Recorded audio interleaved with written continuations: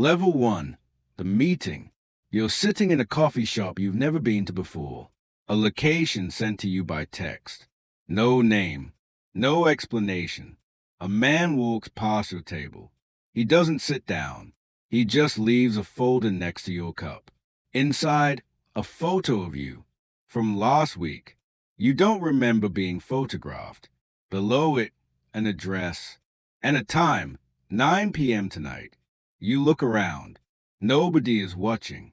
Everyone is on their phone. Your hands are shaking. You tell yourself you can ignore this. Delete the photo. Pretend it never happened. But you know that's not how this works. At 9 p.m., you're standing outside a warehouse on the edge of the city. The kind of place that doesn't appear on Google Maps. A man in a gray suit opens the door before you knock. He's been waiting, he says. You walk into darkness. Level 2. The offer.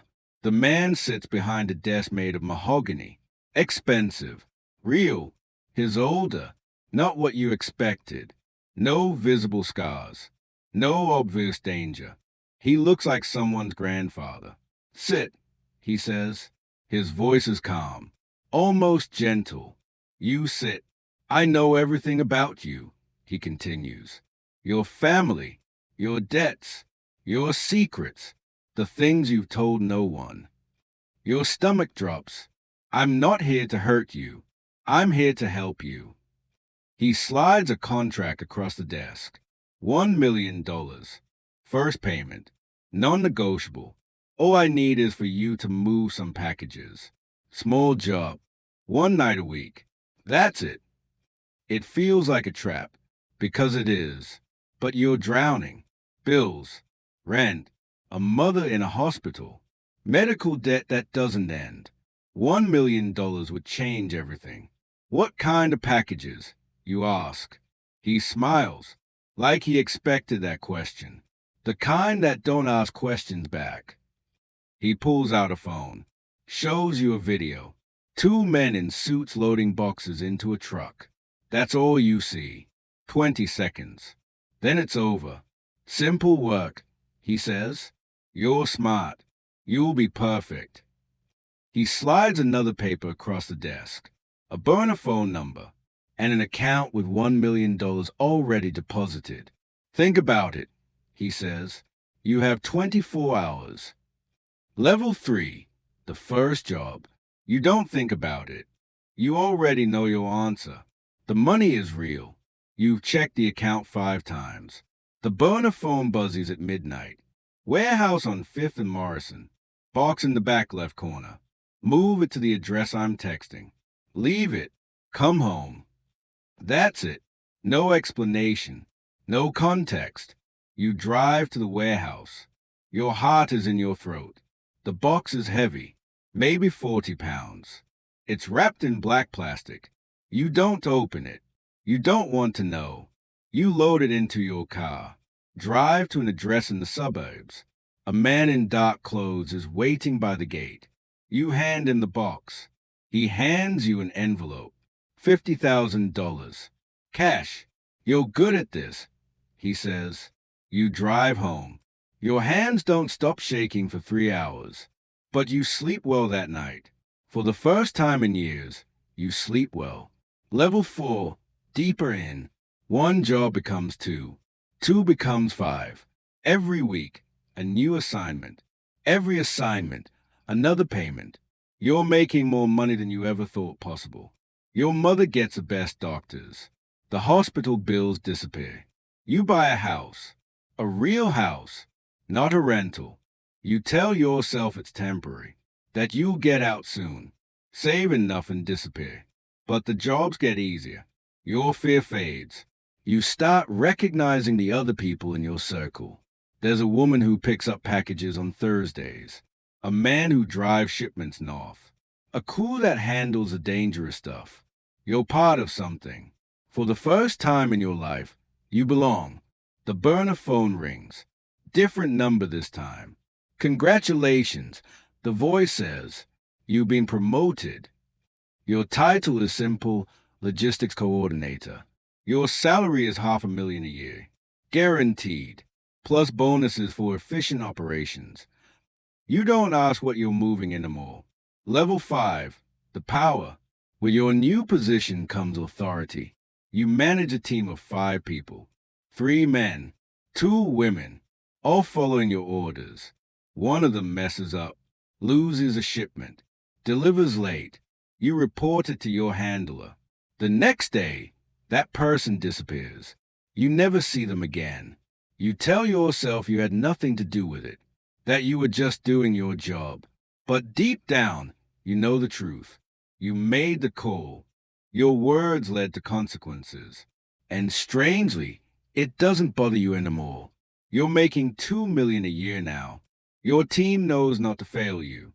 Your handler respects you. You're building a real empire within an empire. You attend meetings in penthouse apartments. You sit at tables with people whose names you've seen in the news. Politicians, judges, business executives. They all answer to the same man, the man at the mahogany desk. And now, so do you, completely. Level 6, the paranoia. Success comes with a price. You start noticing things. Cars that follow you. The same faces in different places. Your apartment has been searched while you were gone. One night, you find a listening device under your kitchen table. Is it theirs? Or someone else's? You can't trust anyone anymore. Not your best friend. Not the person you've been sleeping with. Not your own family. Everyone could be informant. Everyone could be wearing a wire. You stop going to restaurants. You move constantly. You change your identity 3 times in 6 months. Your handler assigns you a bodyguard. For protection, he says. But you know better. It's insurance. If you run, they catch you. If you talk, they know. You're not protected. You're contained. One of your team members gets arrested. You panic, but before he can talk, he's found hanging in his cell. Suicide, the report says. You know better. And that's when it hits you. You can never leave. Not alive. Anyway. Level 7, the isolation. You stop sleeping. Paranoia becomes your normal state. You've seen things you can't unsee. Done things you can't undo. Your hands are covered in blood that no shower can wash away. You haven't spoken to your mother in 6 months. Too dangerous. They could use her against you. Your house feels like a prison. Your car feels like a cage. The money is worthless. You have $15 million in accounts you can't access without being tracked. You own properties you can't ever visit. You have power that means nothing, because the moment you try to use it for yourself, it's taken away. The burner phone rings. I have a special job for you, your handler says. Very sensitive. Very important. He sends you an address. A photograph of a man. He's becoming a problem.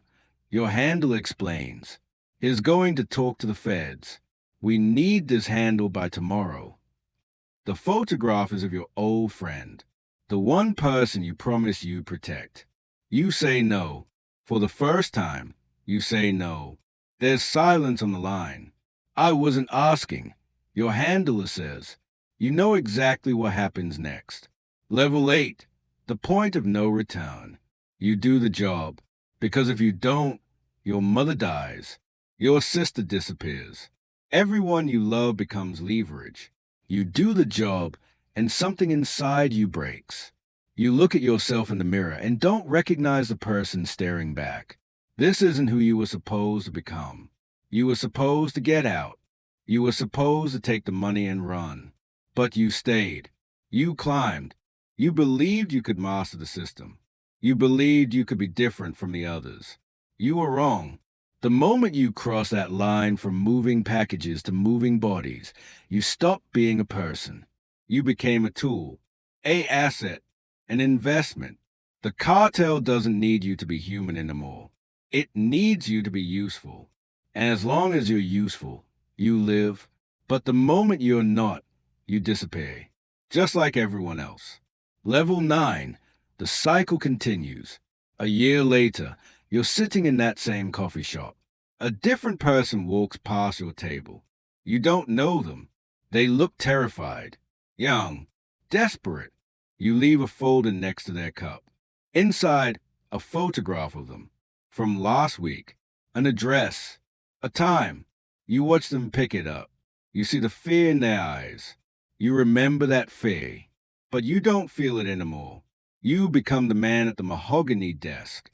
Not yet, not completely, but eventually you will be. The cycle continues. Everyone enters the same way. Nobody ever leaves. And now you understand. The cartel doesn't win by force. It wins by making the offer you can't refuse. Because in the end, you refuse yourself. You choose the money. You choose the power. You choose the illusion of control. And by the time you realize what you've lost, it's too late. You've already become the monster.